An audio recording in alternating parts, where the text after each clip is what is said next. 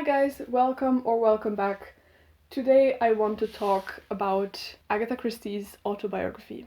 There is certainly a lot to be discovered through her account of her own life, and that's just something I want to discuss a bit and hopefully convince you to get this book a go if you're in any way interested in her work or in detective fiction in general. Now, Christie was born in 1890 and she wrote this autobiography over the span of 15 years. She started writing it when she was 60 years old and finished writing it when she was 75, and she lived to be 85. So obviously there's a small part of her life still that is not covered in this book. She does, however, start by giving an account of her growing up, her childhood. And that was for me very interesting because I haven't read any of her biographies, but I do know or have read that many of them don't really dwell on her childhood. And I always think childhood is a very interesting time to write about if you're interested in like a certain personality, and it's a really interesting time to read about. And in this case it really was, and not just in terms of understanding her better as a writer, but also to kind of set the historical framework of in what conditions she grew up in, what was happening in the world around her, and how did that affect her. Especially interesting to me was when she talked about her mother, with whom she had a really strong relationship, but also her grandmothers, who very much were the typical Victorian ladies, and how their views on the place of a woman in society, the place of people in society, and the upper middle class, which she belonged to, and how that really clashes with her own life later on, and with her own belief of what her place should be as an Edwardian woman. Agatha Christie grew up in a very privileged position. She grew up in this quite big house in Devon called Ashfield, and she had obviously nannies and servants around her. But what was really interesting was to learn how she became such a voracious reader before even starting writing. And what's particularly interesting is that she learned reading herself. She was never taught to read, and that was probably also a product of her time because she was busy going to dancing classes and music classes, because that was something that a woman or a young woman in her position was expected to be learning about. And I think that's really interesting how she got to reading herself. And she also talks about authors that she started reading very young, such as Lewis Carroll, and later on Sir Arthur Conan Doyle, which obviously influenced her writing a lot. Then, of course, she moves on to her teenage years and her adult years, how her relationship with men developed, and also obviously her deteriorating relationship with her first husband, Archie Christie. And what I thought was really interesting in her depictions of all of these, and in general of her relationships with her family, with the people she loved, is how astutely she can describe these relationships. And I think in general that's something she's not given enough credit for in her novels, and that really reminded me of some of the very strong character novels that she has, for example, Five Little Pigs. I thought it was also interesting how her own circumstances kind of mirrored like the emancipation of like white middle class women in England in the 20th century, just through the things that she was living through, like getting a job and buying her own car, owning her own real estate, and getting divorced. So that was really interesting in terms of what this also told me about the society she was living in and just the historical context in general. Speaking of historical context, obviously she talks about what it was like living through 2 world wars, and it is very poignant in times, especially when she talks about the destruction that also affected her, and also the death of people she knew, some very close, and how that affected her and affected everyone around her. But even further than getting to know her world and the society she was living in, it was extremely interesting to be put in her head and learn more about her as a person. And what was really striking to me was how she talks about a lot of very funny but also some very sad episodes of her life. And she still does that with this very typical humor and wit that she has, and that really transpires in her works as well.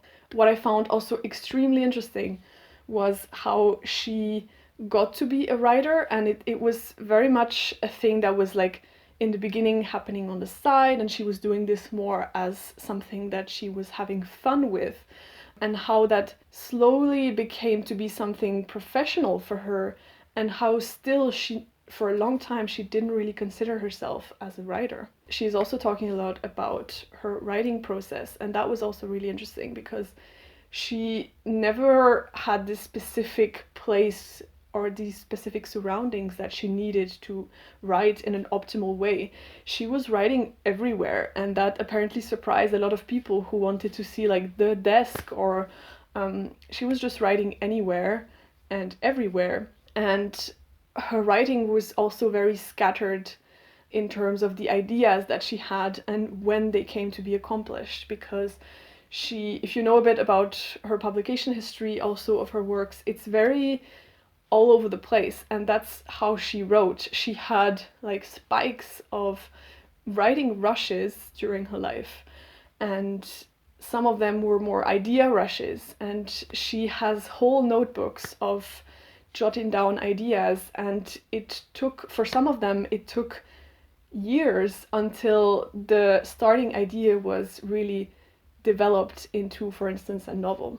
She also talks a lot about the different types of writings that she did. If you know a bit about her bibliography, you know that she wrote novels, but also short stories and plays, but also books that were not detective novels at all. And she talks a lot about how she used this to like get a break from some parts of her writing to invest her energy and her creativity into something different.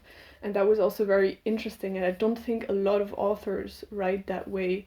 On a more personal note, something that I very much enjoyed was her honest depictions of things that were going on in her head as a person, and just how she was as a character, personality-wise. She was a very anxious person, and I think that's something that just on a personal level I could relate to a lot. She was very shy and had huge imposter syndrome problems, and how she talks about this with big honesty and how that affected her writing life was very striking, I found. Finally, I just want to talk about a few things that were also striking to me during the reading experience that also I think are important to talk about when giving a differentiating view about what she wrote about. We should not forget that this is an autobiography. And obviously the first things that come to mind is that this is a very selective account of her life, obviously. I mean, we all are like this, right? We write our own stories in a way that fits us, and we might omit parts of our lives just because we want to push them aside. And she is no different. If you know a bit about her life, you might know that when things started getting really sour with her first husband, she disappeared for 11 days in 1926. There's a lot of speculations about this and about why it happened and in what state of mind she was, and obviously she doesn't give us any answers on that in this book, but I still think it's very telling, and she is not purposely omitting it. She says something about it, but she keeps it very brief. So that was just really interesting, but also something that you have to keep in mind, that it's a very selective account of her life. Obviously, she just shares with us what she wants to share. The other thing was that I thought it was very blatantly clear that she was not aware of her own privileged position. And there's some specific instances where it's very clear, and that's something you really have to think about when reading this. And it's very interesting to think about, actually. But for example, she talks about the Second World War and the destruction after the Blitz. And you might know that she was a huge fan of real estate. She loved to own and buy and sell houses. And she has this very black and white way of talking about the destruction of cities and houses, and in a way that it really affected her. And she lost her, I don't know, seventh house in a bombardment in London. And it's like, yeah, but it's your seventh house. People had only one house usually. There's just things that make it really clear that she grew up in a very privileged position, and she was obviously not very aware of it. Then I just have one very personal thing. There's just two topics that she discusses in some length that I was just personally not really interested in. And that's a very personal thing, but just be aware, she talks obviously about real estate to some extent, about the price of houses and the position and where you get the most profit out of them, which was not really interesting to me, as well as some very specific things about some of the last archaeological digs that she did with her second husband. She describes in great detail some of the findings they did, which were incredible findings. Like, if you check on Wikipedia, it's a very important dig, but if you're not interested in it, just be aware that it's in there, and you can skip it if you're not really interested in it. So in general, I can say that I had tremendous pleasure in reading her tell her own life, and just getting to know her as a person and as a product of her society. But there's also some things that she did that were very much against the norms of her time, and I just think she's a very interesting person in general. So if you are in any way interested in her as a person, or if you really enjoy her detective stories, I think it's very much worth a read. These are my thoughts on Agatha Christie's autobiography. I hope you enjoyed it. Let me know if this gave you the motivation to maybe read it one day. Let me know what your experiences are with Agatha Christie. Did you read any of her books? Did you read her autobiography? What do you think of her? I would love to discuss things in the comments. She is a very interesting person, and there are some very problematic sides to her as well. So just let me know your thoughts in the comments down below, and I'll see you in my next one. Bye!